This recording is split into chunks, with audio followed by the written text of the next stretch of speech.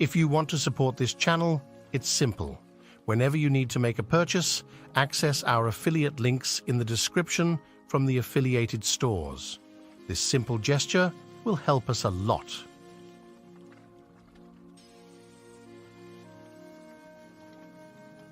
If you are willing, I will be available to you in more ways than you can logically understand. Because a guru is not a person. You may meet him, you may greet him, you may even mingle with him, but the personality or the persona of the guru is not the important aspect. The persona, for me, is structured in such a way that largely, if you're reasonably unprejudiced, a persona which is acceptable to most people in the world, that is a carefully crafted persona. That is not important, that is only a knock on the door. But if you open the door, if your doors are open, then I am available to you in more ways than you can logically understand. Because this is a presence, this is an energetic possibility. As I have repeatedly said, I have initiated more people who I have not met than those that I have met. When they are open, it is possible. This whole tradition talking about a guru will be available to you when you are willing, when your doors are open, you have heard this in many different ways. A guru will come when you're ready. It does not mean he has to come as a person. It simply means when you are open, when you're ready, this energy, this presence which is always seeking to penetrate and make a life blossom, like sunlight, is always seeking how to touch every leaf, every flower, every life and make it blossom. Just like that, it is seeking because this is not of an individual, this is not of a person, this is the nature of grace. You just have to work towards your openness. You can be at home, you can be wherever, but the important thing is to work towards the steps of how to keep yourself open for a period of time. If you achieve this, we can initiate you wherever you are. Once you create this openness, I am not just with you, I shall be in you. This is not an empty promise, nor is this a bombastic statement. I want you to understand that dimension that you refer to as guru is not about me as a person, it is a possibility. It is a great privilege and the benevolence of creation that in some way you become the instrument of that possibility. Being an instrument of that possibility means that in some way you have kept your persona away, that you don't stand in the way. This is all you have to do for yourself to be like a guru, that you have kept your personality away. You know how to get out of your own way.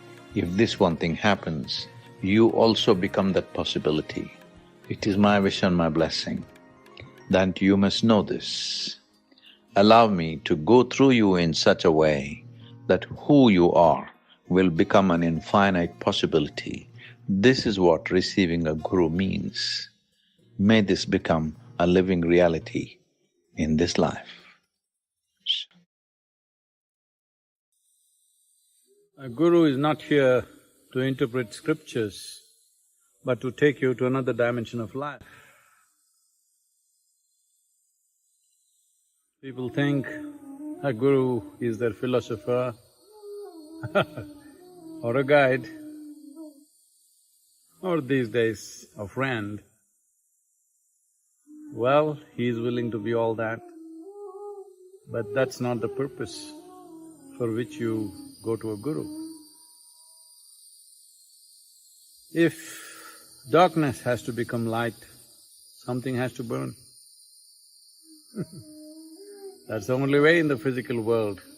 Light happens, something has to burn.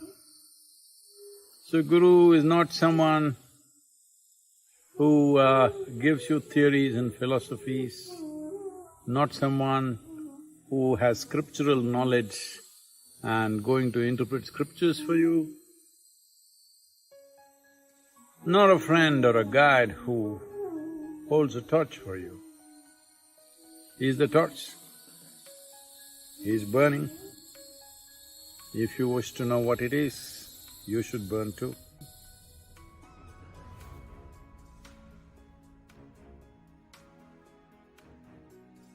You do not go to a guru for solace. He is not a tranquilizer. He is there to awaken you. It's wonderful out here at Isha Yoga Center. The monsoon or the first few showers of monsoon has started. Very cool breeze, everything fresh and green. It looks like all life has come awake. It's my wish and my blessing. You should come awake in the fullest possible way. That's the purpose. That is the destination, that life becomes so awake that it's beyond life and death.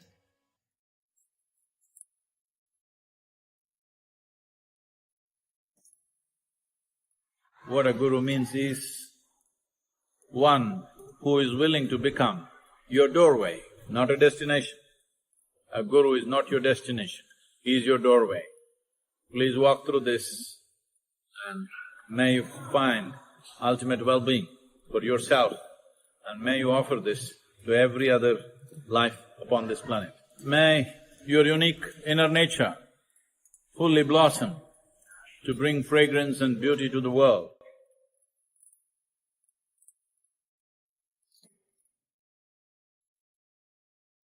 Guru's grace is not designed to fulfill your plans, but life's plan for you. When I say life's plan for you, your plans are all cooked in your head, not connected to the life that you are. So, the business of a guru is to fulfill you as a life, not to fulfill your desires, not to fulfill your kinks, not to fulfill your fancies. Your guru's desire is to fulfill the life that you are.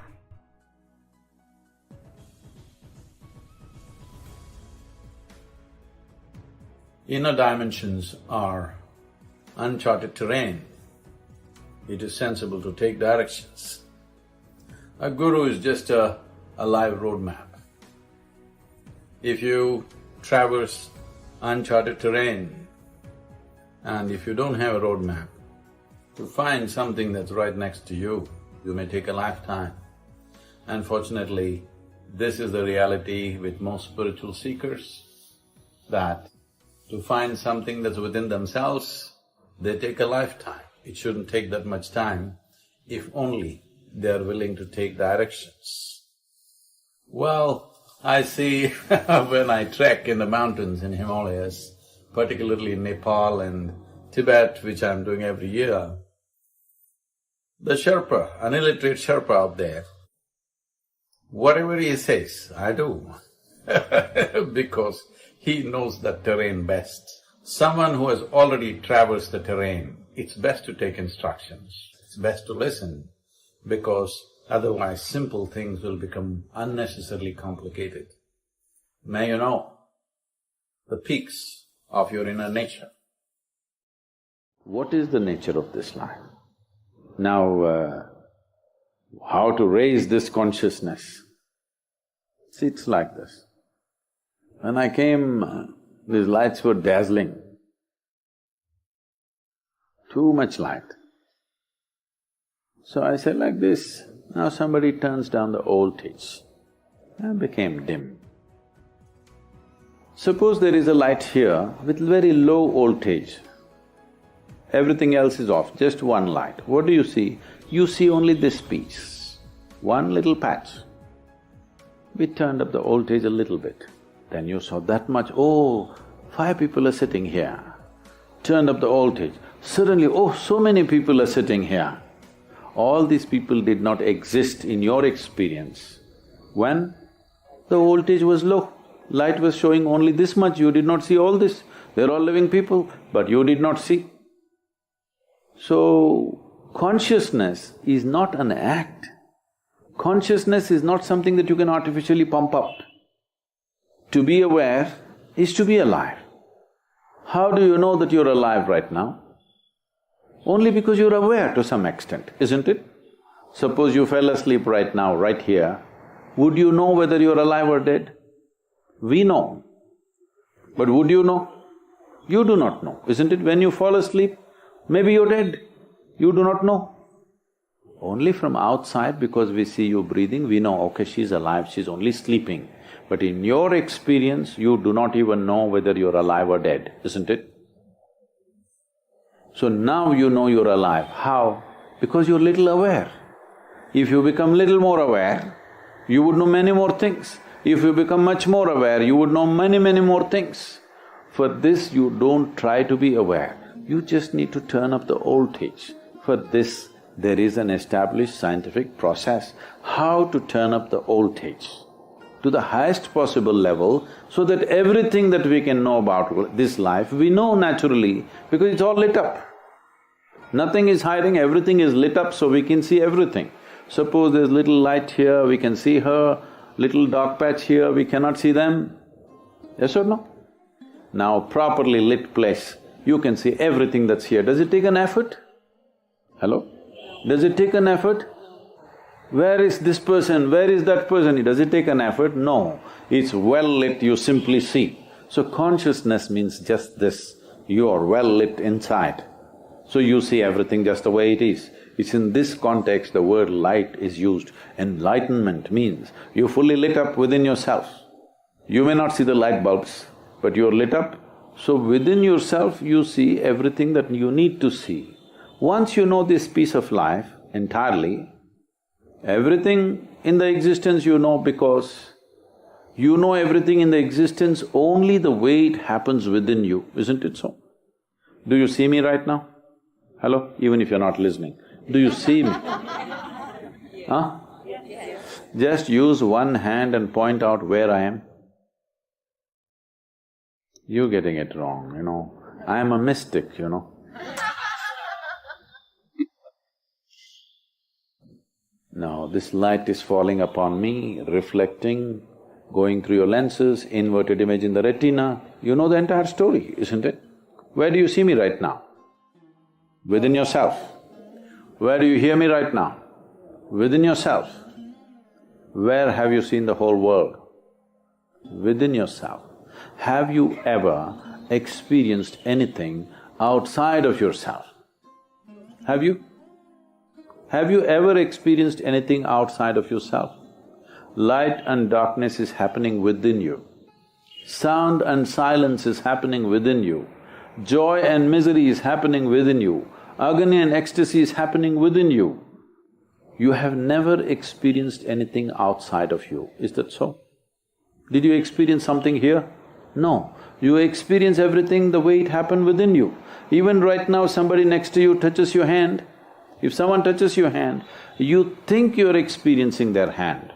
No, you're only experiencing the sensations in your hand, isn't it? So in the very nature of things, you can never ever experience anything other than yourself. You think you're seeing the stars. No, you're seeing it only the way it's projected in the firmament of your mind, isn't it? You don't know how the stars are. You know it only the way it's happening within you. Yes or no? So if you want to know this better, you don't read a scripture, you don't listen to other people's discourses, you work to sharpen your perception so that you see things clearly. Now, the world is reflecting itself in the mirror of your mind. Now the only thing you need to do is, right now your mirror is little wonky. Have you ever seen yourself in a convex, concave or distorted mirrors? You go stand there, you look like this. Suppose that is the kind of mirror you have in your bathroom, bedroom, every place. After some time you would really start believing, this is how I am, isn't it? Yes or no? So you make sure you get a plain mirror so that you can see your face just the way it is, isn't it? So this is all the work is, to get your mind to a place that no grime is sticking on it. It is a plain mirror, so if you hold it, it just shows everything just the way it is, no distortion. If you see everything just the way it is, would you navigate your life effortlessly? That's all, isn't it?